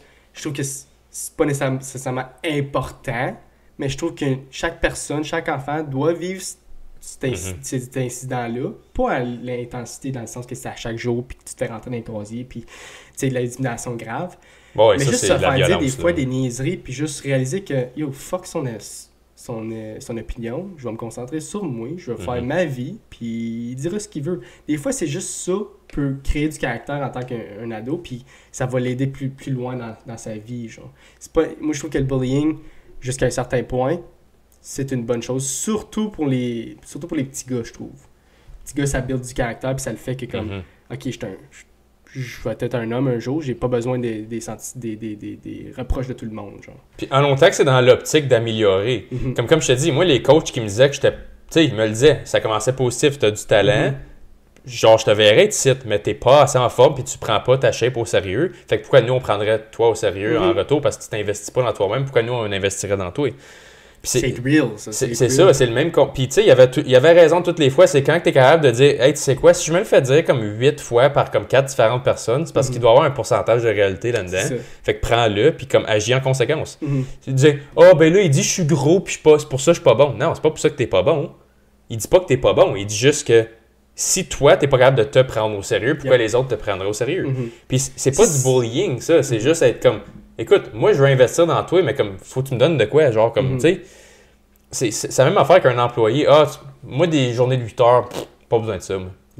OK, ben, moi, je te dis que mon emploi, je te paye 40 heures semaine. Fait que, comme, si t'es en train de me rire de mes conditions d'emploi, pourquoi j'investirais dans toi? C'est ça. Comme, l'approche que t'as envers tout, puis justement, comme t'as dit, pour les petits gars, comme, c'est moins émotionnel de nature. Fait que, si tu le prends dans une approche, écoute, c'est parce que je veux te voir aller au point B, puis c'est dans une optique de te voir t'améliorer, puis c'est pas juste pour te rabaisser parce que moi je me sens mal à propos de moi-même. Ça, c'est juste les losers qui font ça, là. Comme mettons, moi je suis pas satisfait de mon résultat, je vais aller chier sur quelqu'un d'autre qui l'a pas juste pour que moi je me sente mieux. Regarde, toi t'es encore plus poche que moi. Ça, c'est pas du renforcement, ça c'est juste du rabaissement, puis c'est juste des... C'est là que ça vient pas correct. C'est ça. Mais quand c'est pour s'améliorer, comme je te dis, moi c'est mes affaires qui m'ont le plus blessé à l'époque, mais comme long terme, je trouve qu'ils m'ont aidé le plus. Parce que si 4 personnes te disent la même chose, c'est ça. Peut-être qu'il faut que tu te réalises que ben c'est peut-être vrai ce qu'il dit, peut-être qu'il faut que tu prennes du recul puis tu te dises, si une personne me dit fine, si 2 personnes me disent whatever, mais si comme ça vient plusieurs personnes, ça vient 4, 5, peut-être faut que tu te mettes faut que tu mettes tes propres souliers puis tu te dises shit, c'est peut-être vrai ce qu'ils disent. C'est ça. faut peut-être que je m'améliore sur ce point-là. Genre. C'est pas grave si ça prend 5, 10, 15 ans de le réaliser, mais le fait que tu le réalises, direct là, tu sais comme, OK, from now on, je sais que je me leur ferai pas dire une autre fois Exactement. ça. Puis je vais l'avoir pris comme du positif. Puis c'est pour ça que je pense que c'est la seule affaire que je peux te dire qui me blesse, parce que moi, des commentaires personnels en général, il n'y a pas vraiment grand-chose, si tu peux me dire, qui vont me blesser comme personnellement, comme one-on-one. Là. Comme tu sais, c'est pas comme, tu sais, comme tu as dit, toi tu parlais d'une relation avec quelqu'un, comme si ta soeur elle commencerait à on se laisserait, genre, puis elle commencerait à me chier dessus, puis juste m'insulter, juste pour comme se défendre, genre, là je serais comme, ok, de où ça sort ça, comme pendant 5 ans, c'est le même que tu pensais tout le long, genre, ok, c'est pas pareil. Mais comme du monde dans la vie de tous les jours, genre comme des collègues, des amis, genre comme, ah, t'es une merde, t'es ci, t'es ça, comme, si tu me le dis, ben, j'ai pas besoin de t'avoir ici, scram. Mais si à un moment donné, c'est tout le monde qui crame, sauf toi, c'est comme qu'il doit y avoir un peu de réalité là-dedans et tout, right? Faut que tu te regardes des fois dans le miroir, puis tu te dis, ça. est-ce que c'est peut-être vrai ce qu'ils disent? Est-ce que faut que tu te poses la question? Faut pas juste tu le brush off, puis tu te dis, ah, c'est de la merde ce qu'ils disent tout le temps de la merde ce que le monde dit, blablabla, juste ta façon de penser, c'est la seule façon de penser que tu peux imaginer. C'est là que ça peut devenir un problème, puis tu t'améliores pas en tant que personne. Exactement. Comme on l'a dit déjà dans d'autres podcasts, tu peux toujours t'améliorer en tant que personne. T'es jamais parfait. Tu le seras jamais non plus. T'sais. Fait que peut-être des fois, il faut juste take a step back, puis il faut que tu réalises peut-être qu'est-ce que le monde dit, et il y a une petite vérité dans chaque personne, dans tout ce que le monde dit. T'sais. 100%. Puis j'ai déjà entendu un bon saying pour ça et tout, c'est comme, t'es jamais à la même place. C'est soit que t'avances ou tu recules. Fait que si t'es pas en train d'avancer, c'est parce que tu recules. T'es jamais en train de rester à la même place. Parce que là, la vie continue, puis toi, tu continues pas avec. Fait que t'es encore dans le passé, ça veut dire que tu vis du reculon. Là. Comme le stillness dans la vie, ça existe pas. Fait que c'est pour ça que c'est tout le temps bon d'essayer d'avoir même 1,01% de mieux. C'est quand même vers une direction. Tandis que si t'es juste là, puis tu es comme, non, moi comme je suis, pas de trouble avec ça. Tu te mets une boîte en entour de toi, et tu te dis, je vais être comme ça le restant de mes jours. C'est ma boîte tout le temps. Tu t'améliores pas. C'est ça. Fait que ça veut dire que tu recules. Fait que si tu gardes en tête tout le temps, écoute, ça existe pas être à zéro tout le temps. C'était tout le temps en train d'aller dans une direction, puis c'est soit l'avant ou l'arrière. Il n'y a pas de côté dans la vie. Là. C'est là ou là, parce que le temps continue, lui. Fait que t'as raison. Garde cette optique-là pour quelque chose de... Ça peut te garder ça en positif. Là. Mais en tout cas, moi, j'ai rien à rajouter pour cette question-là. On est dérivé encore, comme d'habitude, comme toutes les questions qu'on fait, mais c'était bon encore. Ouais, c'était bon. Je pensais pas en parler plus que comme 5 minutes de cette Ouais, mais on est allé un petit peu plus loin, puis c'est ça qui est le fun. Oh, un autre. À quoi ressemble ta vie de rêve, Ben? Oh! C'est quoi ta vie de rêve? Qu'est-ce que tu voudrais avoir dans ton futur qui serait parfait selon toi? Tu vois, j'ai quand même une bonne idée de ça, je te dirais. So, moi, une indépendance financière, first of all. Je dis pas que je veux être archi-millionnaire, mais je veux un montant de cash pour les affaires suivantes. J'aimerais être capable de m'acheter un gros terrain. Puis moi, mon rêve, honnêtement, là, c'est de vivre off the land. Comme, j'aimerais ça, comme j'en parle avec ta soeur, puis ta soeur, comme elle est quand même on board avec ça et tout. J'aimerais ça avoir mes vaches laitières, mes poules, comme mes vaches que je nourris à l'herbe, pas d'hormones. Ouais, comme juste une ferme, mais pas pour comme farmer. Une vache, 3 poules. C'est ça, comme pour vivre mes besoins de moi et ma famille, tu sais. Comme j'aimerais ça avoir comme 3-4 enfants qui puissent vivre là-dessus. Tu sais, comme je dis, je suis capable d'avoir mon lait, j'ai une chèvre, une vache, une couple de poules. Je fais pousser les fruits que j'ai besoin. Comme les légumes. C'est ça. Je sais qu'il n'y a pas d'hormones, qu'il n'y a pas de... Comme, tu sais comment je peux être un peu hippie avec ces affaires-là. Là. Comme, je veux de l'eau pure, comme du tap water, comme, on en boit toutes, là, mais comme, tu sais, il y a des affaires là-dedans que je sais qui sont pas bonnes pour nous autres, puis j'essaie de purifier mon eau le plus possible. Dit-il en prenant une gorgée d'eau. Ouais, tu vois, mais elle sort de là, puis c'est mon eau pure, ça. Ah, ok. Mais pure. Purifiée. En tout cas, je suis bien granola avec ça, là, mais comme, tu sais, je veux faire pousser mes fruits, je veux faire pousser mes légumes, je veux avoir ma viande. C'est une bonne façon de penser aussi. Là. Comme, ma vie de rêve, là, je travaille pas, puis je survis off ce que j'ai alentour de moi. Mais Comme, tu voudrais avoir comme un income qui vient tout seul, genre, ouais, c'est ça, comme... Puis tout ça. C'est ça, comme, j'aimerais ça investir éventuellement, avoir du real estate, comme, tu sais, j'aimerais ça en partir comme j'en parlais justement, peut-être faire ça avec mon père, mon frère éventuellement. Genre, on se poignerait une couple de gars, puis tu sais, juste comme. Tu commences avec quelque chose de plus petit, comme un triplex, un duplex, un semi, une maison, tu sais. Le vivre. C'est ça, comme. C'est pour ça que je travaille 2 jobs en ce moment. Comme. Écoute, moi, 2020-2021, là, comme autre que la pandémie, là, j'ai travaillé 7 jours semaine, 2 ans straight. Comme autre que l'hiver, parce que le traversier. Pour ceux qui ne savent pas, je suis capitaine de traversier la fin de semaine et tout. de Rockland à Tursault. Puis de 2020-2021, puis même une partie 2022, là, comme des 7 jours semaine, je n'ai fait à la tonne. J'ai sacrifié bien du temps personnel pour, justement, je garde mon cash puis je l'investis de côté parce que je veux investir dans d'autres choses éventuellement, puis éventuellement vivre sur du passive income. Tu veux pas personne out toi. Non. Tu veux pas de boss, non? Non, comme moi, honnêtement, des jobs typiques, comme j'ai une belle job en ce moment, comme, tu sais, c'est pas ma job de rêve, on a déjà parlé de ça aussi, là, mais comme j'ai une bonne job, c'est un salaire que je peux vivre assez bien dessus, ça fait mes affaires, je me prive de rien, puis j'ai tout ce que j'ai besoin, mais je veux pas avoir à dépendre de ce salaire-là pour payer mes bills. Je veux être capable que le passive income est assez pour me faire vivre confortablement, puis c'est ça mon but éventuellement, puis pouvoir justement, comme je dis, un gros terrain, mes animaux, mes fruits, mes plantes, whatever, chopper mon bois. Comme j'aimerais ça être off the grid carrément. Comme, je veux pas aller vivre dans le bois hors de la civilisation, pas d'internet, pas de téléphone, ici de ça. C'est pas ça que je veux dire. Je veux quand même comme être capable de, tu sais, jamais faire des choses de même. Puis continuer comme je veux, lire mes nouvelles. J'ai écouté mes podcasts puis tout. Je vais quand même être connecté au monde, juste dans mon propre privé. Ton propre petit monde, dans le fond. C'est ça. Comme moi, j'ai pas une vie de rêve de comme. J'aimerais ça être un multimillionnaire, stock market, New York guy, comme avoir des fancy cars, fancy suits. Comme si ça mène à ça, tant mieux, mais c'est pas ça mon but spécifique. Mais c'est vraiment simple, juste être capable de survivre avec ce que j'ai, genre. Ça, c'est ma vie de rêve, personnellement, en ce moment. Ben, je peux le voir, puis je suis pas mal sûr que tu vas l'atteindre un jour, Ben. Ça, c'est... Tu travailles fort comme personne, puis je peux le voir, là, c'est sûr. C'est sûr que ça va arriver. Moi, je suis confiance en toi. Tu vas aller avoir ta petite vache. J'avais ma petite vache. Parle pas de ta soeur de même. Ah, c'est pas moi qui l'ai dit. Sarah, c'est pas moi qui l'ai dit, ok? Non. Mais merci, j'apprécie ça. Toi, ça a l'air de quoi? Moi, je suis un petit peu différent de toi, mais un petit peu dans le même contexte. Je l'ai dit souvent, tu l'as sûrement déjà entendu dire que je voulais jamais d'enfant, right? Ouais. Mais je disais tout le temps ça. Depuis que je suis jeune, je dis tout le temps ça, j'avais pas d'enfant. Jusqu'à temps que je rencontre une personne qui m'a fait réaliser que fuck, peut-être que je voudrais des enfants avec cette personne-là, tu sais. J'avais jamais rencontré personne avant qui me disait genre, qui me prouvait que je voulais des enfants. Tu sais, yes, please, thanks. Puis après que cette personne-là est partie de ma vie, j'ai encore le pressentiment que je peux trouver une personne qui va me prouver que je veux encore des enfants. Genre. Dans ma tête à moi, j'en veux encore. Faut juste que je trouve la bonne personne pour le trouver. C'est sûr que j'en veux des enfants.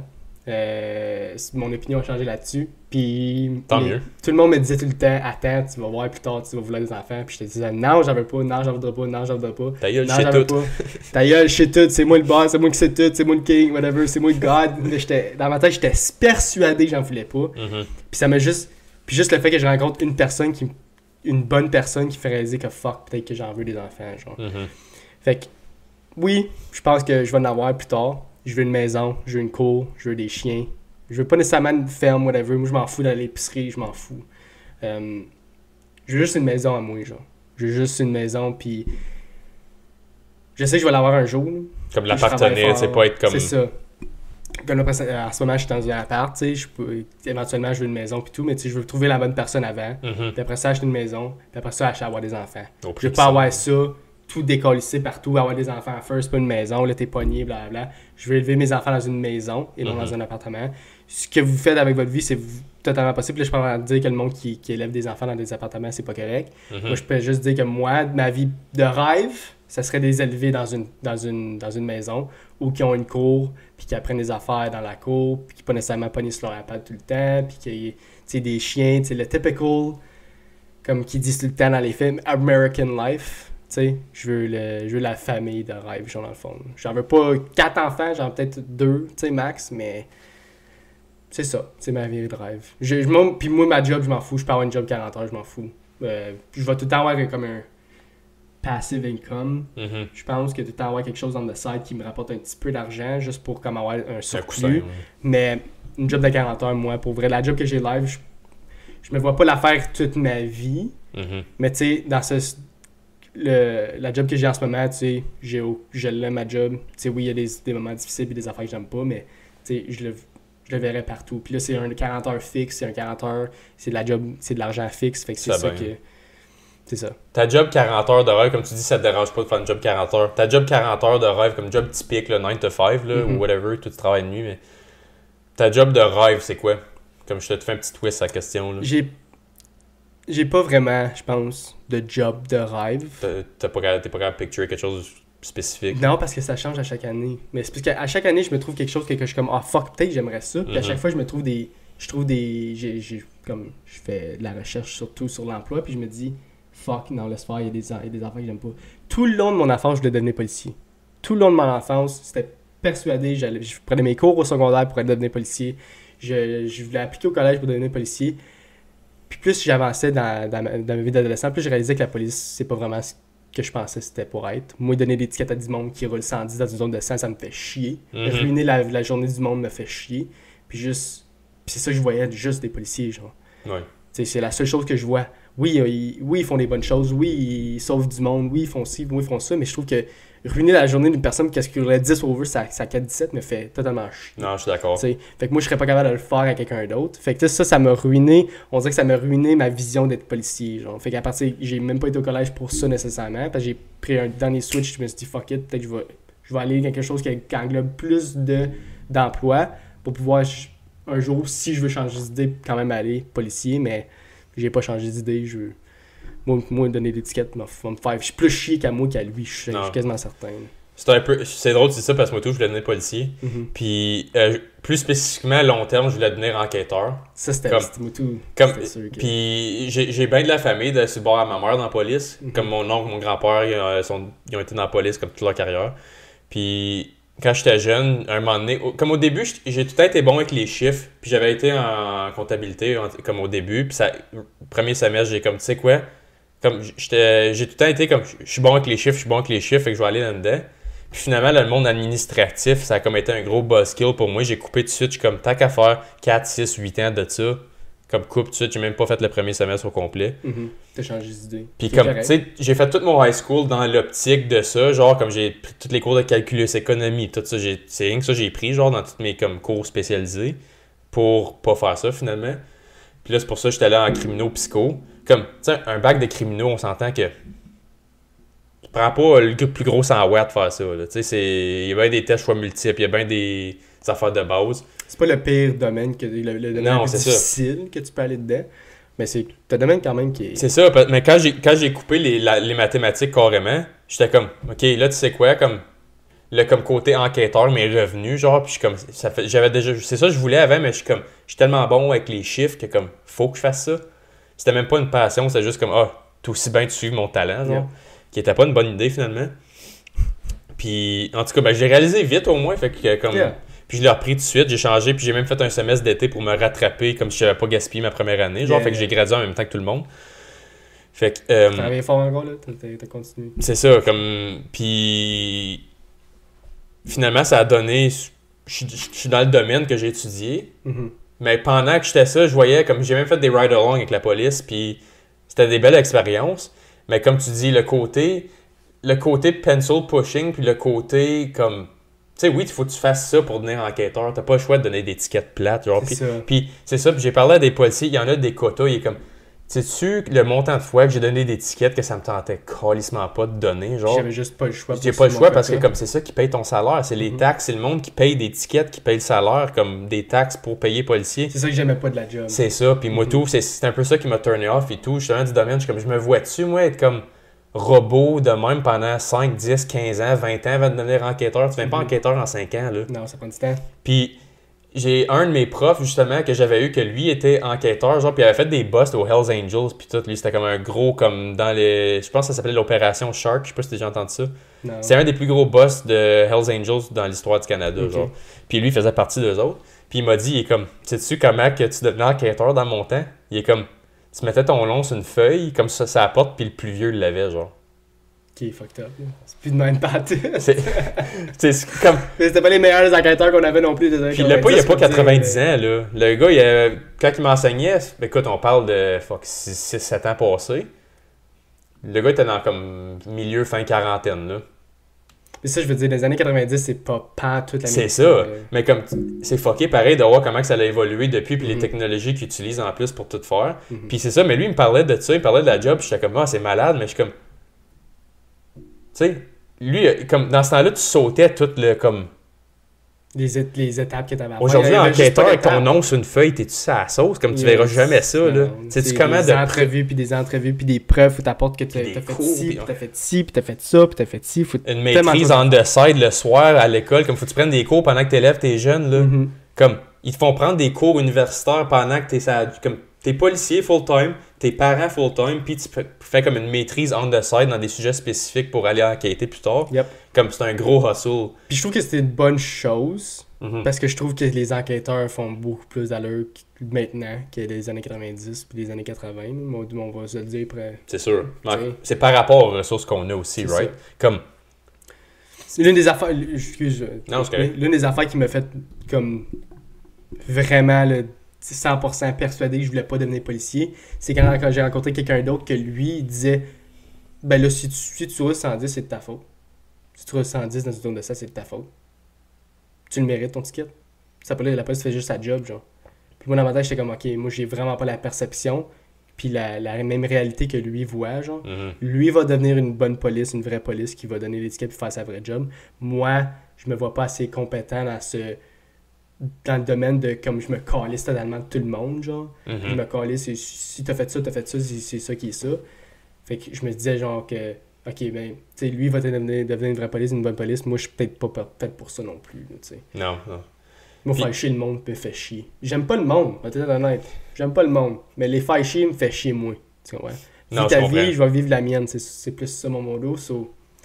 Anyways. Non, je suis d'accord, puis comme je te dis, c'est un peu ça qui m'a turné off, moi, tout du domaine. Mhm. Puis, mais juste une petite histoire, comme j'ai vu dans un shift que j'ai fait 4 ride-along avec la police, comme quand j'avais 18-19 ans. Mhm. Puis j'ai vu des affaires et tout qui m'ont donné le goût comme de le faire en même temps. J'ai vu comme le upside, genre, Mhm. puis c'était cool pareil, parce que comme, tu sais, tu pognes le petit rush de comme être dans le moment, genre. La Tu sais, petite adrénaline. ouais, comme j'ai vu un gars, comme on a eu le call pour la même femme 2 fois, genre une fois c'était comme la femme qui disait le gars me laisse pas rentrer, j'ai tout mon linge là, je travaille dans comme 1 heure, il veut pas me laisser rentrer dans l'appart. Puis comme, je sais pas si tu connais les lois en Ontario, mais si ton nom il est pas sur le bail, la police peut pas obliger personne à te faire rentrer, même si t'as des biens à l'intérieur, genre. Ok. Comme mettons que Ça, j'avais pas ça. mettons que toi, t'oublies ton téléphone Mais- ici, là, puis t'es dehors, puis je barre la porte. Il y a aucune loi qui oblige qui que ce soit à te laisser rentrer. Ok. Comme ils peuvent dire, comme tu lui redonnerais-tu son téléphone, genre, comme il a de besoin. Mais comme t'as pas de preuve que j'ai le téléphone en dedans, fait qu'ils peuvent pas rentrer, genre. Ok, ouais. Comme toi, faut aller faire une plainte, genre, puis là, ils fassent un dossier. Mais en Un tout cas, vol légal, dans le fond, genre. c'est ça. Mais c'est ça qui avait arrivé à la femme. La femme, elle travaillait au Tim Hortons. Puis elle voulait juste aller à son chiffre. Puis moi, je faisais un chiffre de nuit. Comme on commençait à 4 h l'après-midi, puis on finissait à 6 h le matin. Mhm. Pas vrai. 6 le soir à 4 h le matin. C'est un 10 h. Puis, en tout cas, on peut dire sorry, madame, on ne peut pas te laisser rentrer. Comme, c'est ça qui est ça. On t'arrangera pour Ça, aller à c'est ton le mauvais chiffre. côté de la Puis job. là, 3-4 heures plus tard, on a reçu un call. C'est le gars. Je ne demande pas comment. Elle a réussi à rentrer. Elle l'a stabé. Le gars, il avait un trou dans la main, man. Bon. Puis là, c'est ça. Mais j'ai vu le gars, il avait la main encore sur le comptoir, genre. Comme si c'était une table de bois. Puis sa main était encore sur la table. Stock dans Avec la le table, couteau. genre. Puis il est comme, je sais pas, je devrais l'enlever. Je vais-tu fucker mes nerfs? Puis tout. Puis on est comme, je sais pas, man. Comme. Ben, tu touches pas tant que les C'est ça. Mais en tout cas, c'est ça qui est arrivé. Ouais. Il y avait déjà des ambulanciers là quand on est arrivé. Ok. Puis il avait des. Comme tu sais, ils l'ont enlevé comme devant nous, genre. Comme, mais tu sais, c'est. Ils ont pas enlevé le couteau de la main, ils ont juste enlevé le couteau qui était dans la table. C'est ça. là. Ouais. Anyways. Mais bref, Continue. ouais, c'est ça, mais c'était sharp. Puis comme et tout, j'ai rentré vraiment dans. Tu sais, quand t'appelles ça une crack house, là. Yeah. Une crack J'ai- house. Littéralement une crack Ouais, house. ouais. Comme des prostituées zombies, là. Comme aucune conscience, genre. Puis c'était plein de jeunes de comme. Je dirais notre âge en ce moment, là. Comme mi-vingtaine, là. Pas un là-dedans qui est comme. Qui est lucide, là. Hey, il y avait des seringues partout, des aiguilles partout. J'ai vu vraiment une vraie réalité comme que tu verrais dans un film de police, là, comme dans un show de CSI ou whatever. Ouais. Juste voir le monde comme super zombie. J'avais jamais vu comme un vrai contexte de ça. Puis juste voir la qualité de vie de ce monde-là. Là. Puis il y avait un enfant dans la place, man. Puis j'ai juste eu un comme. Un wake-up call. un peu. Ouais, puis j'étais comme, oh fuck, c'est juste à comme une demi-heure de chez nous, ça là. Yep. Comme, ça avait l'air d'un comme.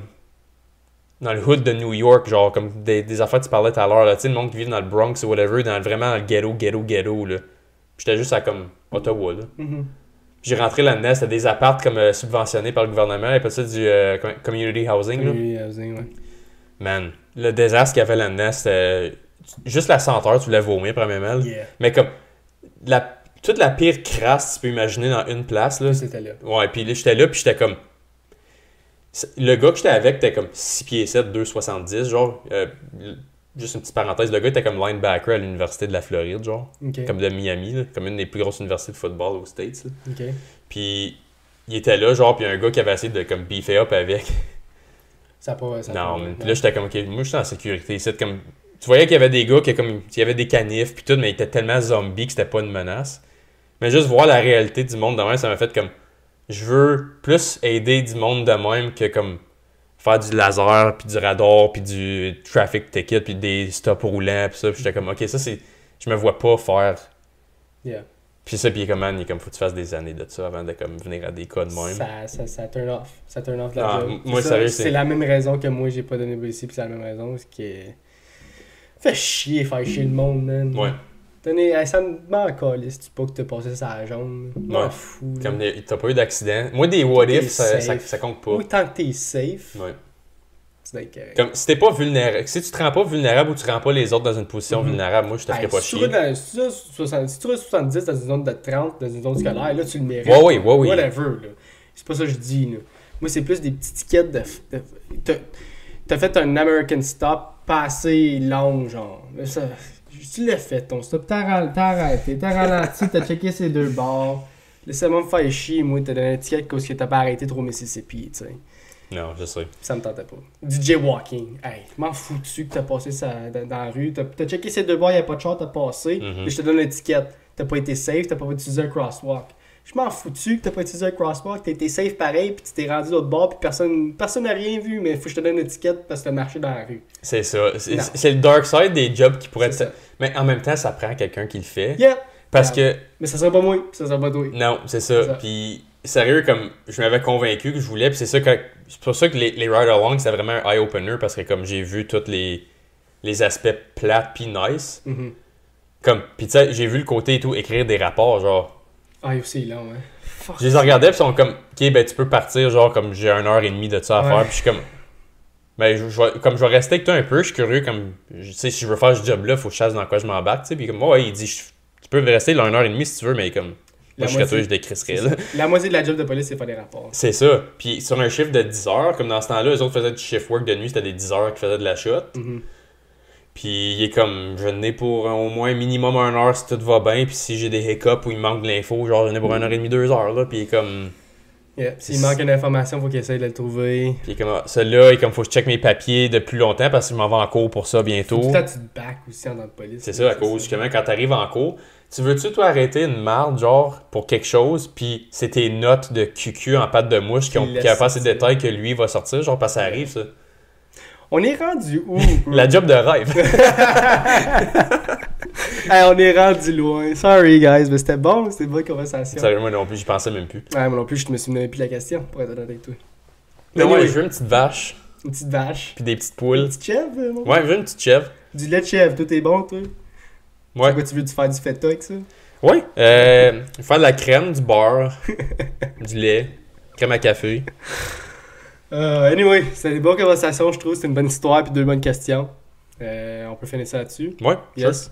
Alright, guys. Si jamais vous avez des questions, commentaires, laissez-nous-le en commentaire. Ça va me faire plaisir de nous répondre.